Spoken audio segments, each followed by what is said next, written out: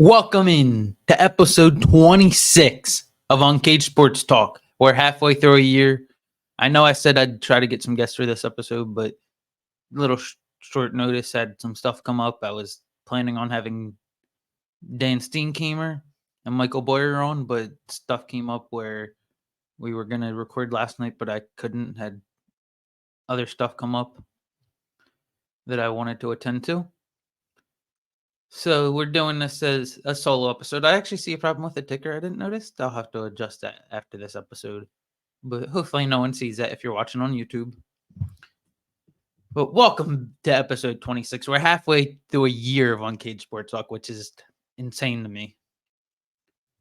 But before we get into some positive stuff, and before we get into like the Eagles and my NFL power rankings and Luke's locks, which one of the last Luke's locks of the year, I'm actually going to be asked something at the end of the show.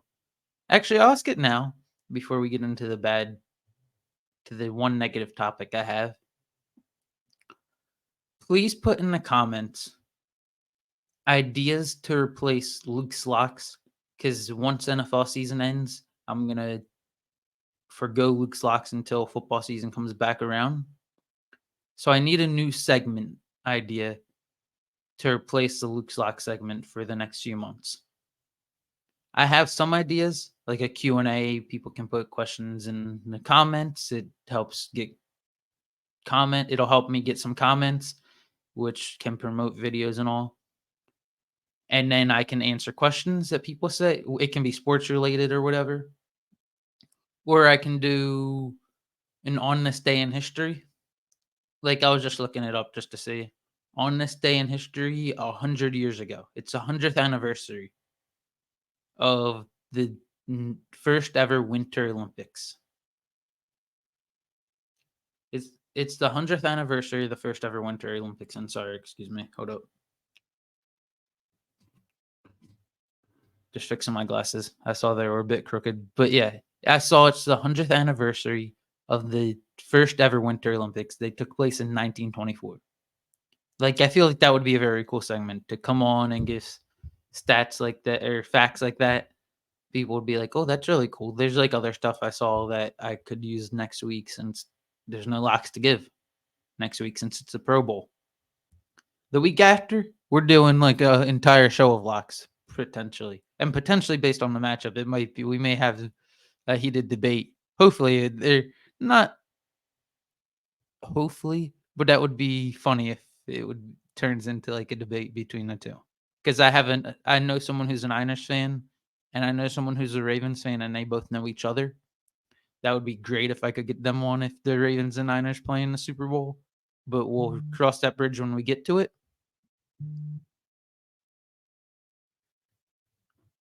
But in regards to the negative topic, and please put the suggestions in the comments. Put suggestions in the comments for a new segment idea. I'm open to anything, and I might pick the best one. Something that I think can get engagement, something that I think is really cool that'll keep people interested. Please put any suggestions in the comments, and I'll go through them before the next episode. Now, for the one negative topic I wanted to talk on. I don't have all the information, so I only know bits and pieces on it. I just wanted to pull it up and show for people who haven't heard yet. The Carter Hart and Team Canada situation, it's a horrible situation. Five members of Team Canada, when they were 18 years old, were sexually assaulted a woman. Supposedly there's a video where she gives consent, but I'm not gonna go through all that detail because I'm not gonna. Since it's an ongoing investigation, Carter Hart stepped away from the Flyers and seems like he might be going to jail soon. I'm not gonna comment until all the news comes out and until the case is pretty much solved, because I don't want to assume something. And you all know the saying of how when you assume it makes blah, blah, blah, blah, blah.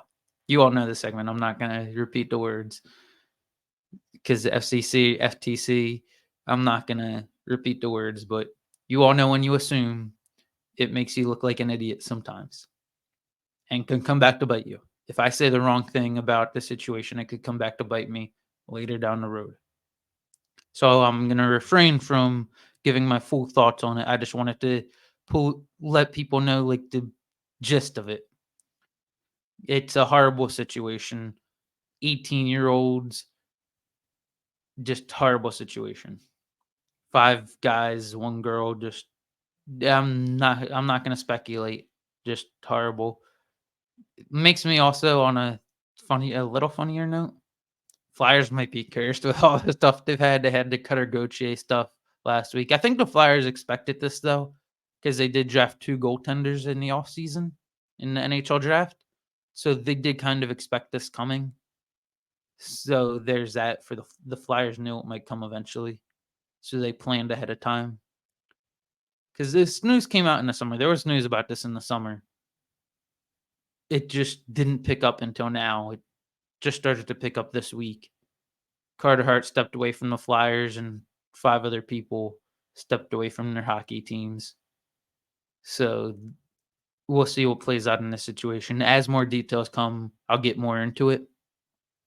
Now, into some lighter news though. Across the street at the Wells Fargo Center, or not across the street, in the same building that the Flyers play where Carter Hart played, Joel Embiid broke a 76ers record, scoring 70 points. A historic night for Joel Embiid. What a night for Joel. Just an insane night. Joel just went out there, just dominated. He's having an even better season than he had last year. The problem is, or before I rain on everyone's parade, it just insane from Joel. He's having another MVP season. Might be a unanimous MVP because he's playing great defensively. Might be a defensive player of the year candidate. And he's playing this great offensively. I think he has the most points per minute of all time. More than Wilt, more than Jordan. Embiid has the most points per minute of all time. If he passes the 65 game threshold, he will be unanimous MVP this season. Unanimous MVP this season if he stays healthy and passes that 65 game threshold that they need to become MVP that they made a rule last year. It's just insane what he's doing. I'd appreciate I would take the chance to appreciate it. I got to tell myself that. I got to tell myself I got to appreciate it personally. Cuz I'm in the boat. I'm in the category of fans that it's great. It's cool, really cool that he's doing it. Special that he's doing it. I'm probably going to get down and try to see a game so I can say I got to see it all. But it's show me you can do it in the playoffs and get past the second round. Make a run in the playoffs. Cap this off. Finish off this historic regular season and second half of it. And then go into the playoffs and dominate. Go get yours. Go make your legacy. Because if you were to somehow win a championship this year, you cement yourself as maybe the second greatest 76er of all time. Maybe a top 5 big man of all time if you can win a championship. I'm stretching a little. I'd have to look at some list with that and maybe create a list. But if you win a championship, you put yourself for sure top 10 big man of center of all time. If you can win a championship, at least talent-wise. Talent-wise, if you win a championship, you have 2 MVPs, a unanimous MVP. One of those would be you put yourself in most likely top 10 center of all time, maybe top 5. But he's having a historic season. I hope he continues it, and I hope he can finally get over the hump and hopefully go win a championship. But I got no expectations for them right now. Until they prove otherwise, I don't know what to expect from the 76ers and Joel Embiid. Now, across the street, I don't have a headline for it on here. I did not put it in as a headline. The Eagles have a new defensive coordinator. Vic Fangio is the Eagles' new defensive coordinator. I don't have a problem with that. I think it's a good move. or I think it's a solid move. They've been hiring Vic Fangio disciples to run to run basically his system, but they're having other people run it. Hold up, sorry again. My glasses are so messed up. I don't know why. Might be the angle my laptop's at, but when I'm looking at myself, I can tell they're crooked. But they brought in Vic Fangio. They've been having his disciples run his system, and they finally bring in the guy to run his own system. He was a consultant on the staff last year. He was actually scouting the offense, like soft scouting the offense for the Super Bowl last year. Helped self scout them, helped tell them what they need to work on that Steve Spagnuolo is going to try to take advantage of, which he must have done a really good job with that. So that has me even more encouraged because he did his job well. Now, Dolphins players, they seem like they don't like him, but it's because he's an older style head coach. He's gonna need to bring in a lot of young assistants, a lot of young like a young defensive line coach, young linebackers coach, and corners coach, so those younger coaches can relate to the players. Because he's not going to be able to relate to the players at all. Like, he's 65 years old. None of these players are going to be able to relate to Vic Fangio. I like, though, that they, like, if it doesn't work out, don't ever use a Vic Fangio system again. But I like the idea of bringing in Vic Fangio. They seem to have a man crush on him defensively. Now, offensively, they're moving on from Brian Johnson. My hope is Zach Robinson from the Rams. I want one of those Sean McVay, Kyle Shanahan type of guys. Zach Robinson. You got Gerard Johnson, QB. Zach Robinson's a QB coach of the Rams. Gerard Johnson's a QB coach of the Texans. He comes from the McVay, Shanahan type of system. Clint Kubiak, he's the Niners QB coach. He comes from that system out in San Fran. He's learning from Shanahan and company. So I want someone under those trees, someone from those trees, so they can come in and bring in new, fresh ideas and help the offense. Help the offense drastically. Because that's the direction the NFL is moving. The NFL is moving in a Shanahan McVay style offense. Stefanski, Kevin O'Connell, Matt LaFleur. The NFL is moving in that direction with head coaches like that have a lot of motion, that scheme up a lot of wide open receivers. You need to do something like that. Bring in one of those disciples as your offensive coordinator to run your offense. That would be my plan. Now, if you go veteran, so you don't have a guy get sniped and and you have continuity for a while, I do like the idea of Frank Reich because it will lend itself to continuity. He's likely not going to get another head coaching job unless you have multiple years of success here. It's rare that a guy fails twice as a head coach and then gets a head coaching job. Some guys are just better as coordinators, which I think that's going to be Frank Reich. I think Frank Reich, if he becomes a coordinator again, I think he's just better as a coordinator than he is a head coach. I think it's that simple. Some guys don't do as well when they got to manage the whole team. Frank Reich was great as a coordinator. He was great in Philly as an offensive coordinator. I'd like to see what we can do if we can bring him in again. And it lends itself to continuity, which I think you need with coordinators. So you're not cycling through coordinators year in, year out. Now, if you're going to bring in a guy, I want to bring in that Shanahan system, bring in that McVay system. If you're going to bring in a young guy, no Kellen Moore. Kellen Moore, stay the hell out of Philly. Stay the hell out of Philly, Kellen Moore. You looked horrible with the Chargers. You had Justin Herbert. Granted, you had injuries, but you had a lot of players underperform this year. Kellen Moore, stay the hell. Dak Prescott did better without you there, in Dallas, Kellen Moore. Stay the hell out of Philadelphia, Kellen Moore. That's my little takes on the Eagles. I do want to criticize. I also want to criticize WIP listeners and callers. because I saw a tweet and the people who put the tweet out, I think Jack Fritz probably put it out. Not gonna bash them because not gonna bash like the WIP completely. I just want to bring because don't want to mess up a door potentially if it ever opens in the future. But I just want to bring up how crazy I thought a poll was that they had. They put out a poll before Brian Johnson before the news came out that Brian Johnson was going to be let go.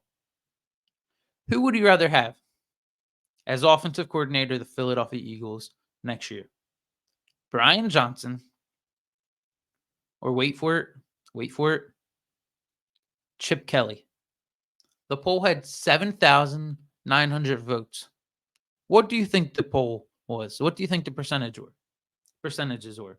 I'd actually like to see in the comments. If you type it in before I say it, I'll give you guys some time.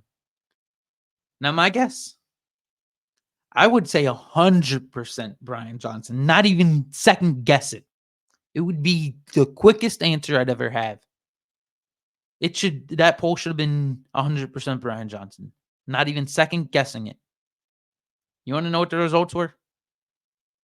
60% of people at a vote, close to 8,000 votes, said that they would rather have Chip Kelly than Brian Johnson.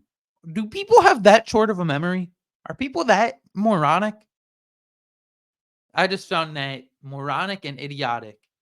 I think that's basically the same word, but I just found that asinine.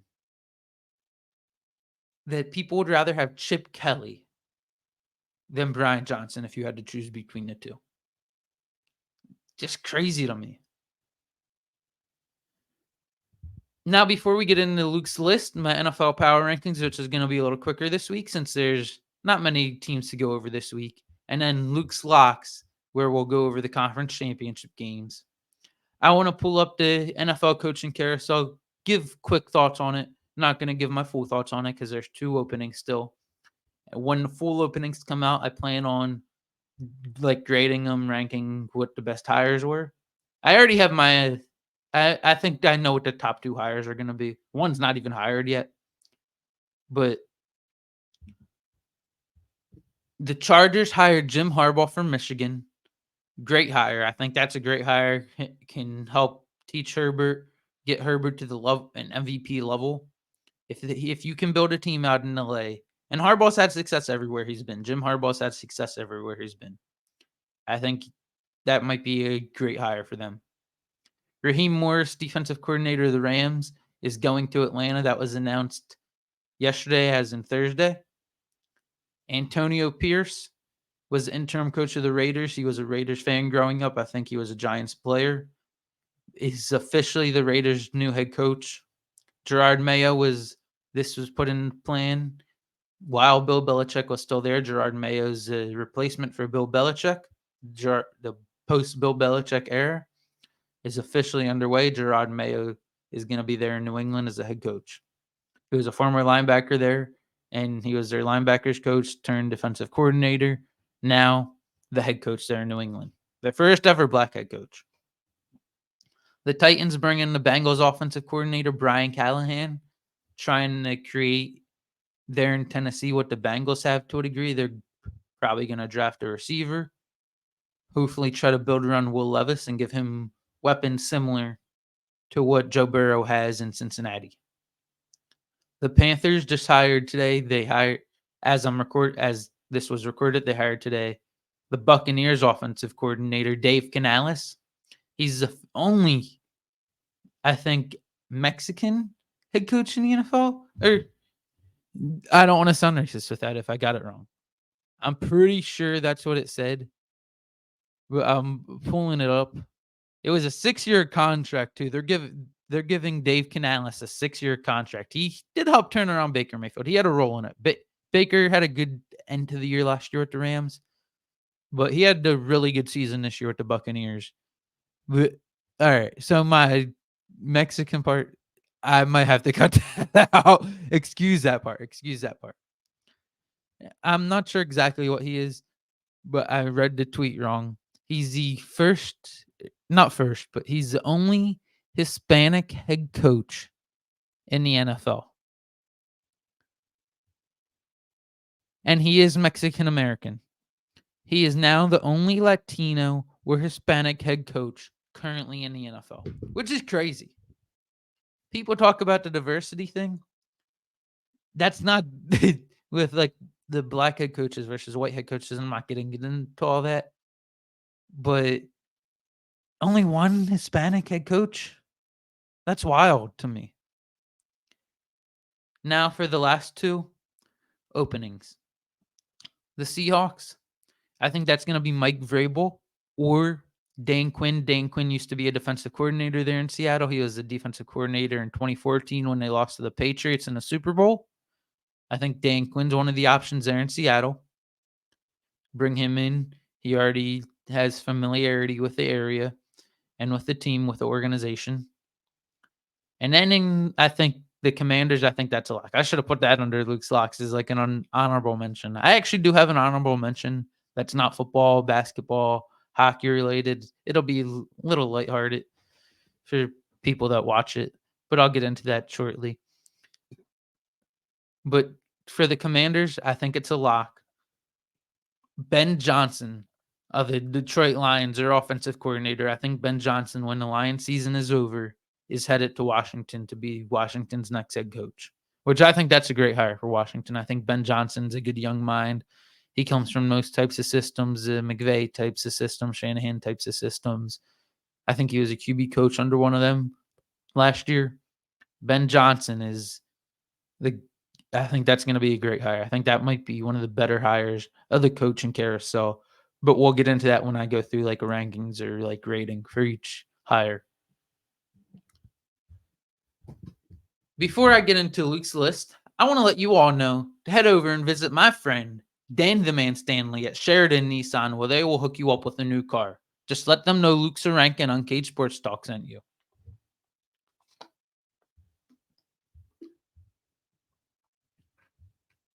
Now, I just realized a typo. Hold up.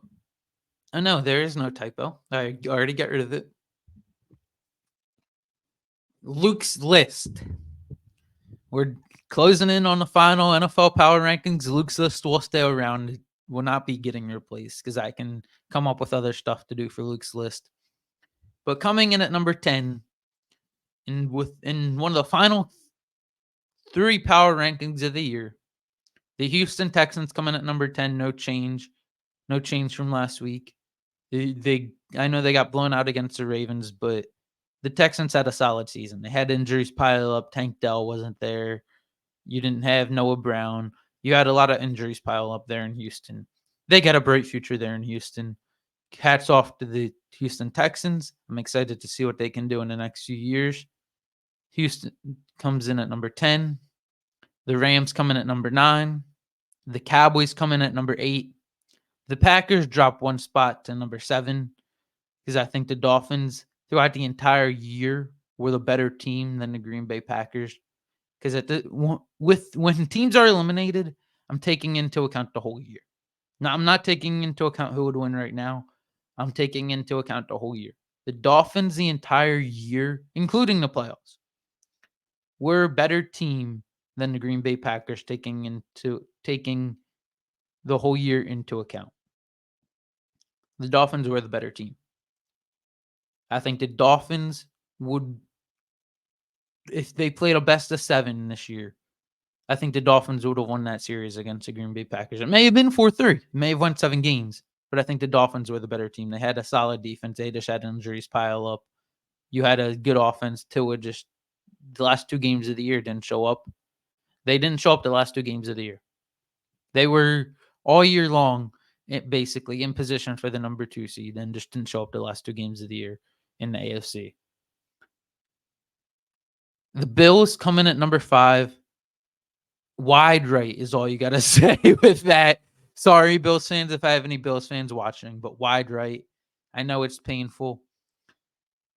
They come up short yet again. Stefon Diggs and another big game. This is becoming a bad trend for Stefon Diggs. In big games, Stefon Diggs does not show up.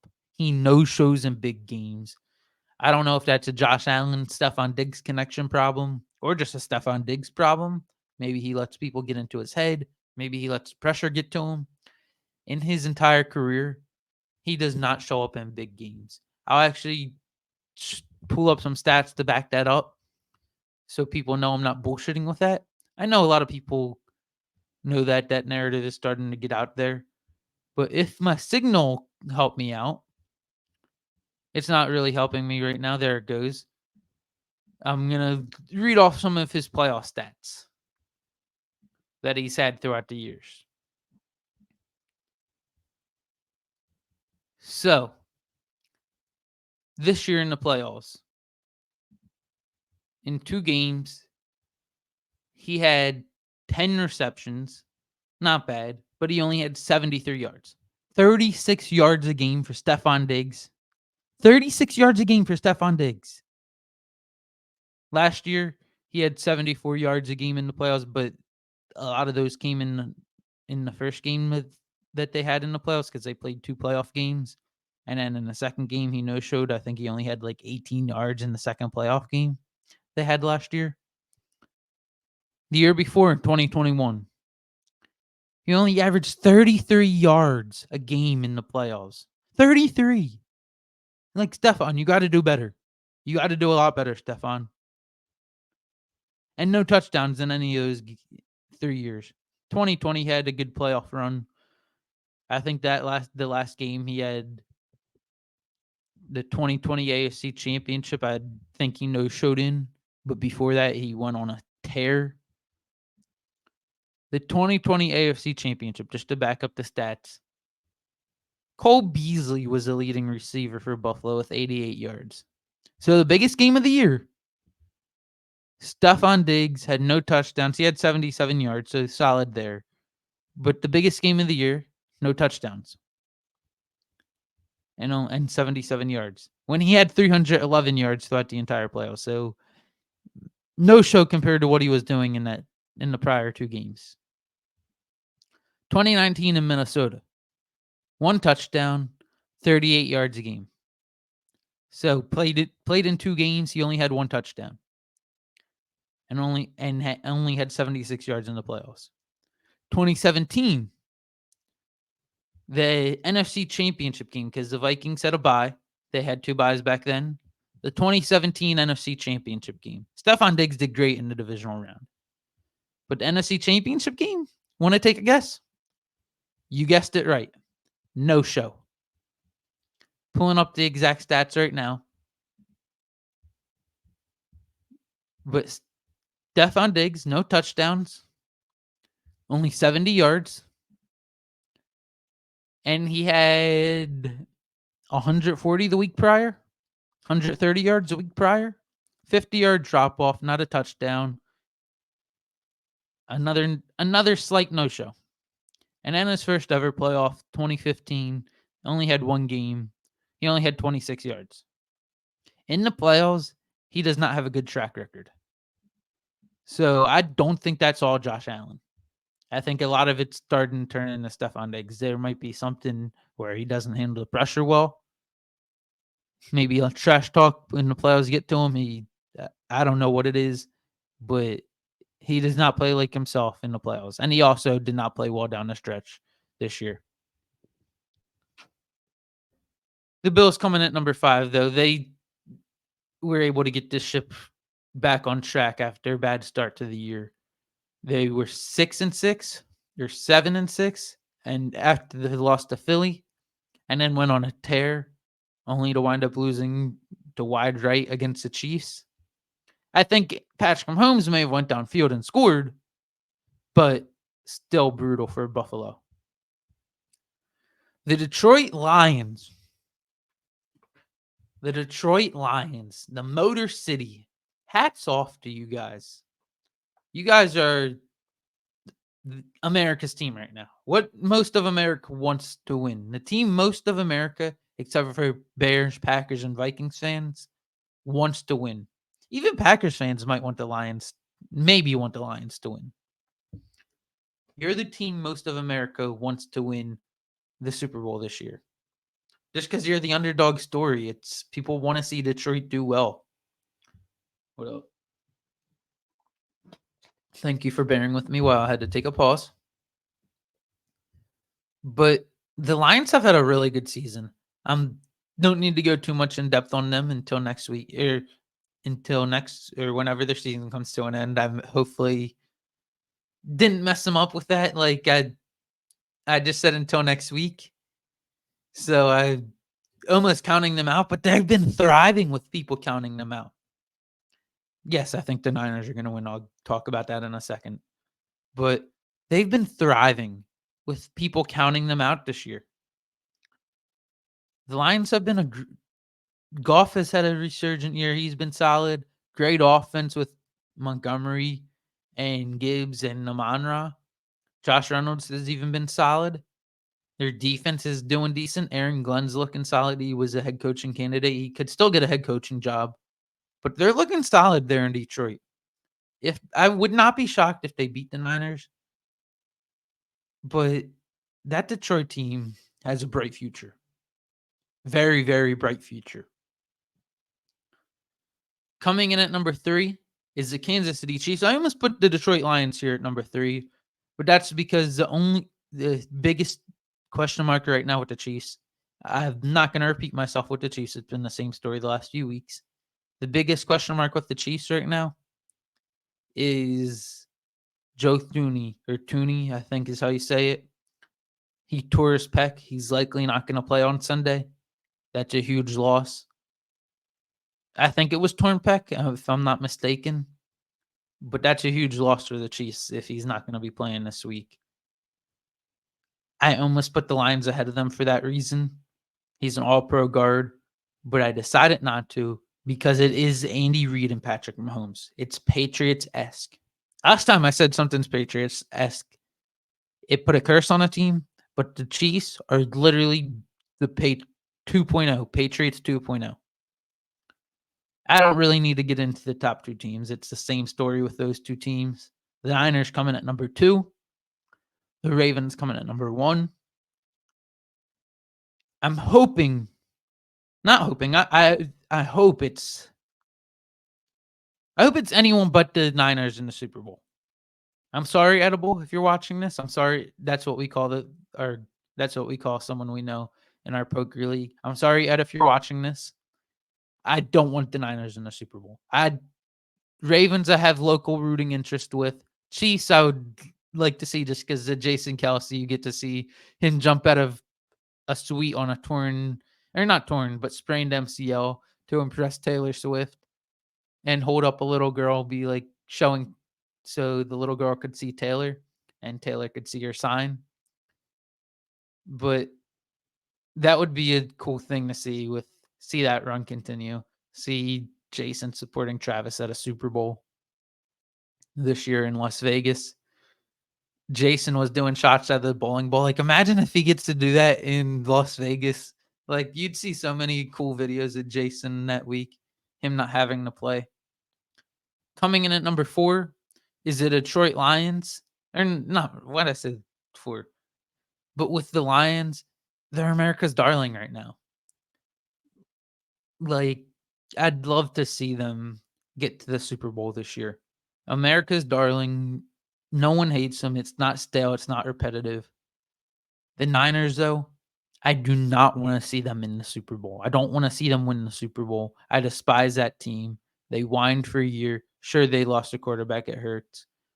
But then it's made me despise their team. I do not like Trent Williams at all. I don't think anyone likes Trent Williams. He pulled another stunt. I don't think anyone likes Trent Williams unless he's on your team. He pulled another stunt in the Packers game. I think he just pushed someone to the ground out of nowhere, like a 200-pound guy for like no reason. Trent Williams, or like 190-pound guy, and Trent Williams weighs like 300 pounds. I don't like that team. Trent Williams is dirty guy, dirty player. Sorry, Ed, you're probably getting mad at me right now, but I just despise the Niners. And then coming in at number 1 on the list, though, on Luke's list, is the Baltimore Ravens. They're the best team in football right now. No questions about it. Now, I think they might lose. And that takes us into Luke's locks of episode 26. Luke's locks. I got the Chiefs plus 3.5. I think the Chiefs win outright. I think they overcome the Joe Thuney injury. I think just with everyone counting out the Chiefs in these playoffs, people said they would lose to the Dolphins. People said they'd lose to the Bills. But they keep winning. It's the Andy Reid and Patrick Mahomes effect. It's Brady and Bill Belichick-esque. The Chiefs keep winning. When you doubt them is when they will prove you wrong. It's become a don't bet against it. You can't bet against the Chiefs. If you bet against the Chiefs, you're putting your money in the wrong spots. There's a term in poker, put your money in right. Putting your money in right is betting on the side of the Chiefs. Chiefs are the team you do not bet against at this point, especially when it's playoff time. I like the Chiefs to win and get back to the Super Bowl. So I have them plus 3.5. And then I got the Lions plus 7.5 against the San Francisco 49ers. I think the 49ers win. I think it's going to be like a 5-7 point game. But I think the Lions are able to cover, keep it close. It's an it's a conference championship game. I don't think the game's going to get ugly. I think the Lions keep it close.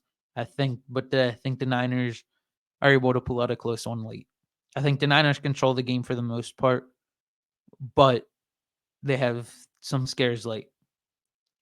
I think the Lions cover, Niners win, and go to the Super Bowl, and we have a Chiefs-Niners Super Bowl.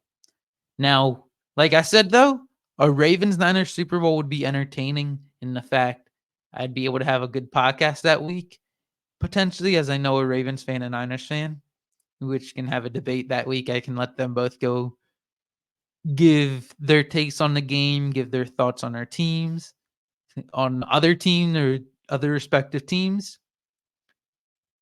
which can make for an entertaining episode. Before we end episode 26 of Uncaged Sports Talk, though, I want to pull up honorable mentions for Luke's locks. Now, this is sports entertainment. These locks are sports entertainment. I think there's ways you can bet on it. I think FanDuel, you can do stuff or whatever, or offshore betting stuff. You can bet on this stuff. I would not bet on it just because it's scripted. But I'm going to bring it up because WrestleMania is in Philadelphia this year in like 70 days at the time I'm recording this. So I want to bring this up. I'll be watching it. The event is this Saturday. I'll be watching it just to see who I might watch at WrestleMania because I grew up on WWE. I grew up watching all that stuff, so I still follow it nowadays. Oh, and I'm likely going to WrestleMania at Lincoln Financial Field. I know some of my people have watched it. Some people still do. Some people that watch me watch it currently. My honorable mentions are my predictions for this weekend's Royal Rumble, which starts the road to Philadelphia, the road to Lincoln Financial Field, WrestleMania 40 in my backyard. At a stadium I've been to 60 times. My honorable mentions for the women's Royal Rumble, I have Bayley advancing to WrestleMania. I think she's going to go up against Io Sky, I think has the title on SmackDown. I think Logan Paul is going to Jake Paul's the problem child, but I think Logan Paul is going to beat Kevin Owens because I think they're setting up a Logan Paul versus John Cena with the U.S. title on the line at WrestleMania. That would be really cool to see. That would be great. I'd love to see that match. I think Roman Reigns is going to win the Fatal 4-Way match against Randy Orton, AJ Styles, LA Knight. Did I say Randy Orton? Oh, no, yeah, I said Roman Reigns. Roman's not dropping the title here. I think they're setting up a Roman Reigns versus The Rock matchup at WrestleMania. That would be insane. I'd love to see that matchup. That would be box office. Getting to see The Rock at WrestleMania against his cousin Roman Reigns. And then to win the men's Royal Rumble, I have CM Punk. He came back. I don't think it would be in his contract. I think it's in his contract that he's going to be main eventing WrestleMania. And I think that starts by winning the Royal Rumble to set up him versus Seth Rollins at WrestleMania. Those are my honorable mentions for Luke's Locks. I'll be tuning in just to see who I could potentially see in 3 months at 2.5 months at WrestleMania 40 in Philadelphia at Lincoln Financial Field. That'll do it, though, for this episode of Uncaged Sports Talk. Thank you for tuning in. Next week's I got no clue what next week's gonna entail. Gonna be a little preview of what we're gonna be post football. You got pitchers and catchers coming up, so we'll be talking about that starting soon. Thank you, Rhys Hoskins, by the way. Great career as a Philly. He signed with the Milwaukee Brewers this week. Thank you to Rhys Hoskins. But that'll do it for this episode of Uncaged Sports Talk. Tune in next week. Remember to like, comment, and subscribe on all of our platforms. It is greatly appreciated. And tune in for episode 27. Pro Bowl week next week, and then the Super Bowl. 2 more weeks of football. Enjoy Conference Championship weekend. We will be back next week.